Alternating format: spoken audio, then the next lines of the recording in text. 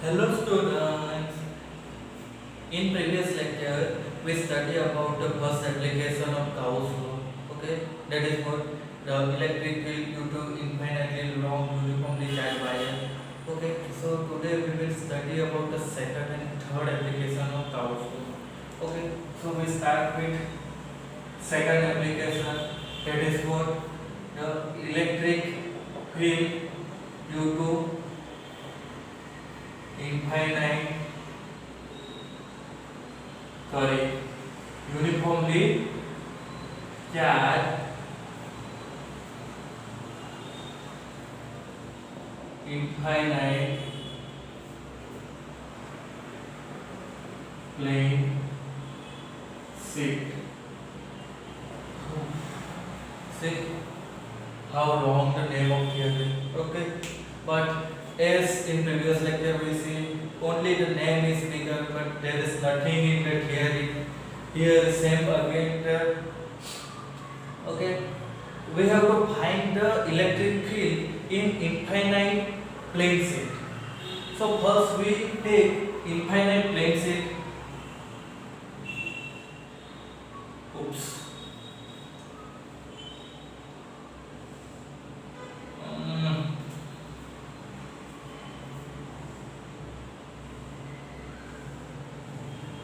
Okay, we consider it as infinite plane.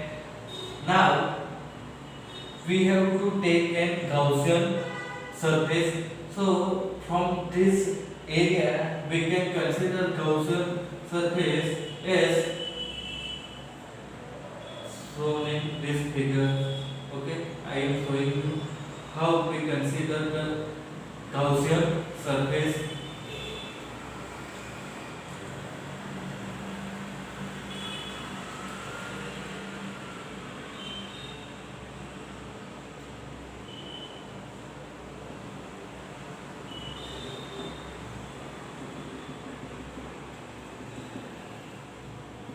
Okay.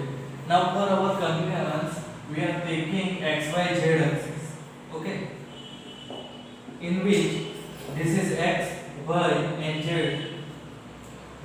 Here we are considering x axis is the direction of electric field. Okay. So from this figure, the surface we consider this one surface and this as two surface. So from the axis, what we can say that first and second surface has vector area vector in direction of electric field. Okay, here area vector is in direction of electric field, but this surface has the area vector is perpendicular.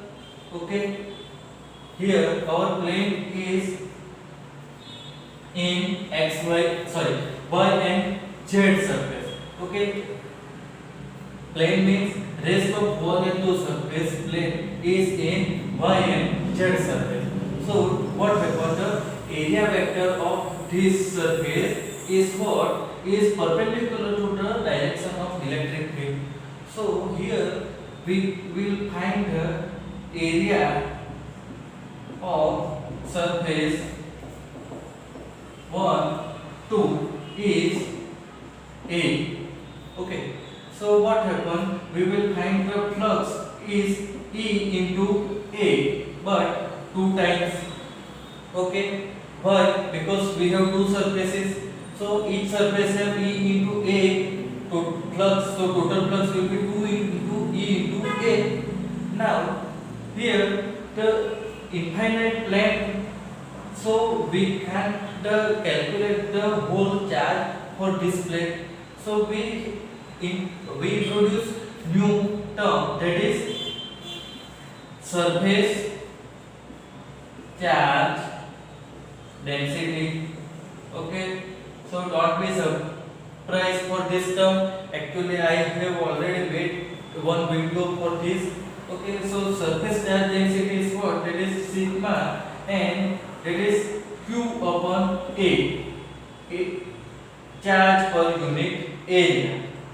So according to this formula, charge for infinitely long infinite plane is Q equal to sigma into A. So now from Gauss law, flux equal to Q internal upon epsilon 0. So here Q internal will be sigma into A upon epsilon 0. Okay. So now we will compare both the flux 1 and 2. So we get 2 into E into A equal to sigma into A into epsilon 0. So A will be cancelled. So E will be what? Sigma by epsilon 0, 2 epsilon 0. Okay. 2 will be in denominator. So this is what? This is the electric field due to infinitely plane shape. Now the direction of E.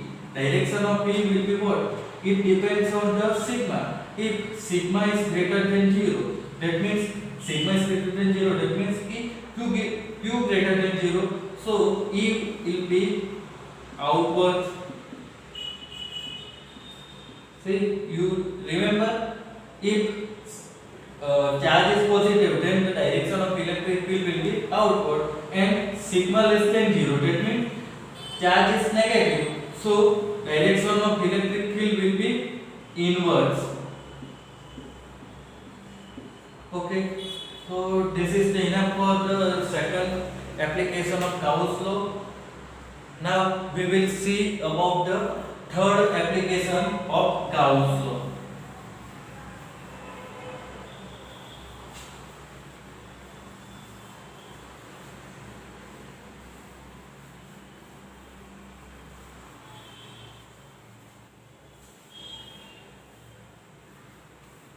Okay. So in first and second application there is two long names. So third application I am writing name is short form electric field due to uniformly charged thin cell. Okay. So first you should know that what is cell. Okay. So cell is actually hollow sphere. Okay. Cell is hollow sphere. Okay.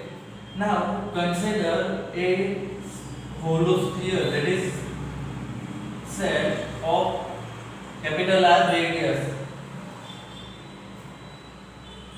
Okay. We are drawing here another one for second part. Okay. In first part, we consider a Gaussian surface that is having radius r, small r, greater than to capital R. Here we are considering a Gaussian surface having radius small r that is greater than capital R. Okay. So it's like this. And in second case, we consider a Gaussian surface having radius small r less than capital R. So in this case, we consider small r that is less than capital R. Okay.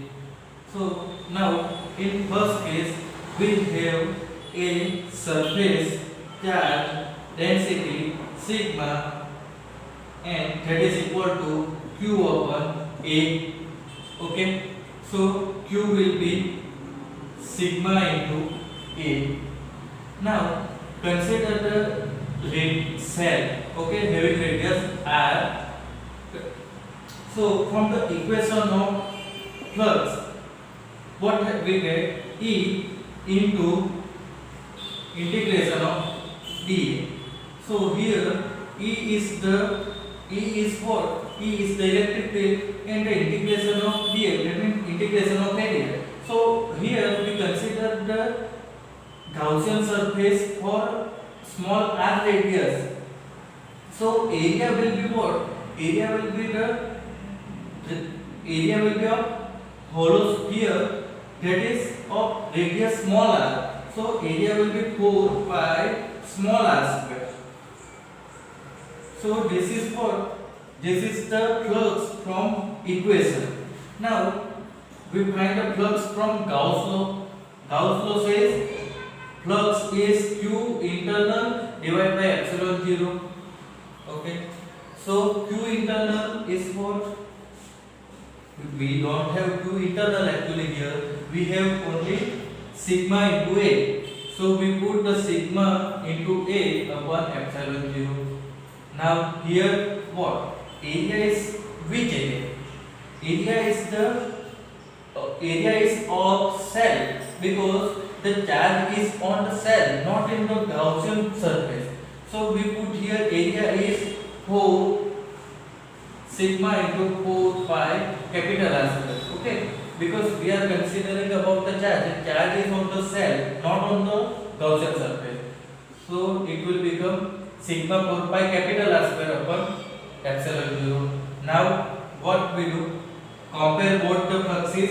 So we can compare both fluxes. E 4 pi small r square equal to sigma 4 pi capital R square upon epsilon 0. So here 4 pi cancel. E will be epsilon sigma upon epsilon 0 into capital R square upon small r square. Okay. So this is the electric field for Gaussian surface having radius small r that is greater than capital R. Means the electric field outside the cell. Okay. R is greater than capital R. That means this electric field is for outside the cell. Now we consider for inside the cell.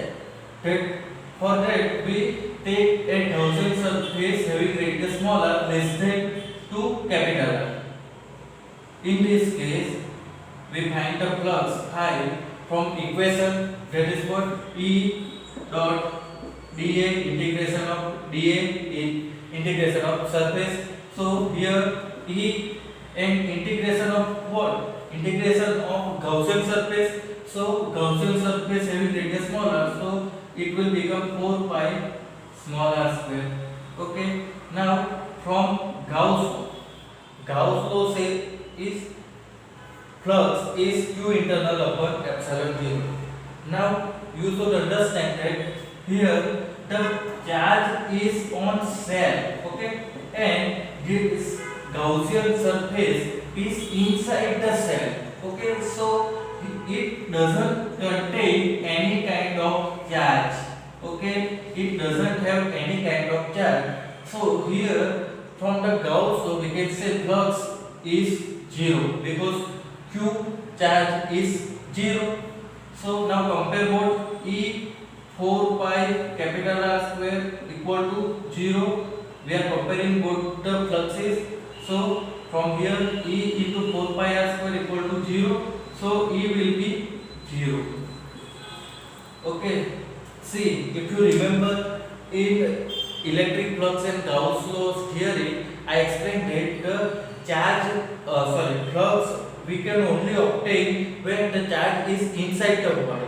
You can see that in this inside body there is no charge, while in this inside this surface inside it charge.